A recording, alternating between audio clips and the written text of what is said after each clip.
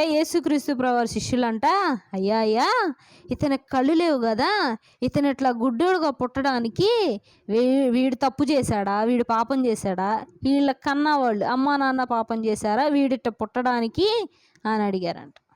ఏమని అడిగారు? అమ్మా నాన్న తప్పు చేస్తే తిను గుడ్డివాడుగా పుట్టాడా, ఎవరు పాపం చేశారయ్యా అని ఎవరు అడుగుతున్నారు? ఎవరిని? యేసయ్యని అడుగుతున్నారండి. యేసయ్య అన్నారంట, తిను తప్పు చేయలేదు, వీళ్ళ అమ్మా నాన్న కూడా తప్పేమీ చేయలేదు అని చెప్పారంట. దీన్ని ఎవరు తప్పు చేయలే, ఆయన ఎందుకు పుట్టుంటాడట?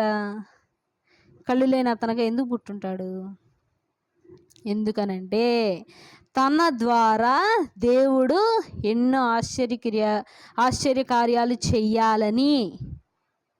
ఓకే, తను గుడ్డివాడుగా పుట్టాడంట. ఎన్నో ఆశ్చర్యకార్యాలంటే